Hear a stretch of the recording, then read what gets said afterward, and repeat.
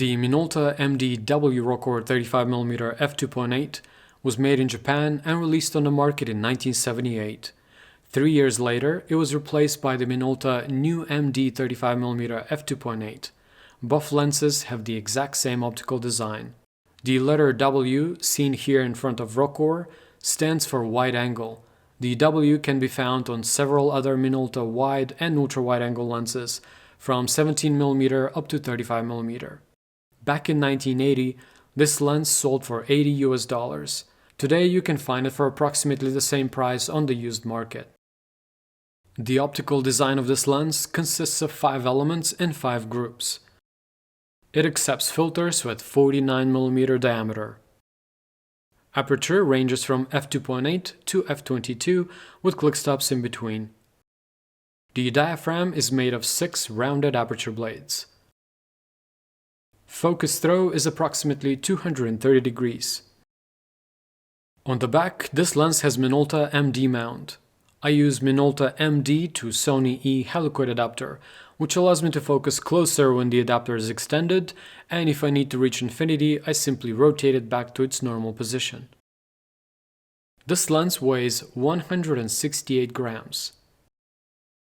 The original minimum focusing distance of this Minolta lens is 30 centimeters, but when used with a helicoid adapter, the minimum focusing distance shrinks down to only 17 centimeters.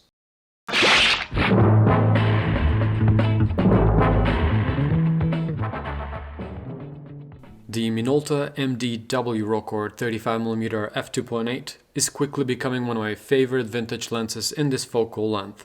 Even though it does not have a legendary status or a cult following, it is a lens that should not be overlooked. This Minolta is a real gem in my opinion, because it can do so many things extremely well, and its current price is an absolute bargain considering all of its awesome features and qualities.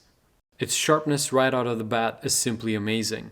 Even wide open at f2.8, it has tons of resolution with almost perfect edge-to-edge sharpness.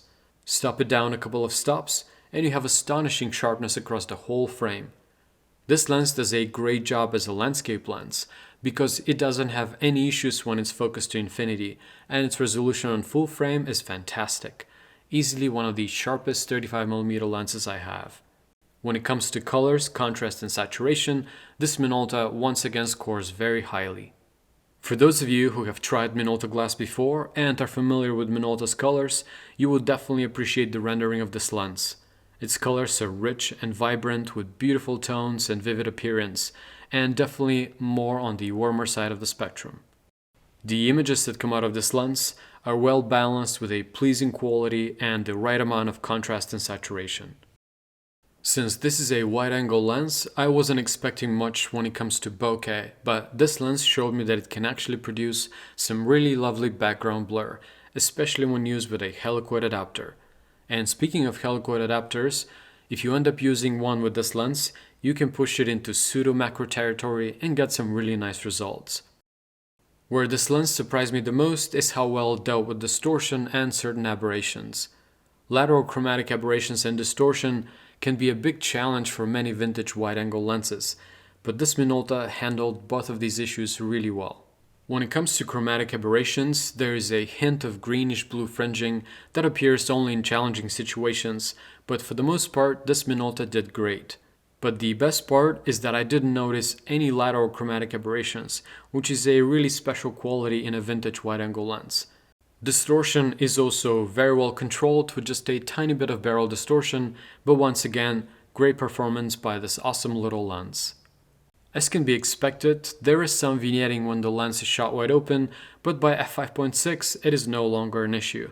Since this Minolta was built in the late 70s, it has great build quality, made almost entirely out of metal with just a tiny bit of plastic on the aperture ring, but overall it feels very sturdy and well put together. Another thing I love about this lens is its tiny size and lightweight construction. This lens is simply perfect for those of you who love to travel or hike because it's super compact and it weighs next to nothing. Perhaps the one thing that could be bothersome for some people is how this lens deals with flare. As you can see in this shot, some purple ghosts do appear when the lens is pointed towards the sun, so have that in mind. And to prevent any stray light from entering your shot and causing flare, as in this example, I would highly suggest using a lens shade. But besides this little issue, I think that this lens is fantastic. If you want a reliable and affordable vintage lens with great colors, amazing sharpness and excellent build quality, then check out the Minolta MD W.Rokkor 35mm f2.8. As you can probably tell, I'm a huge fan of this lens, and I can highly recommend it to anyone looking for an outstanding vintage lens in this focal length. I hope you enjoyed today's episode. Thank you so much for watching, and I'll see you next time here at Vintage Optics.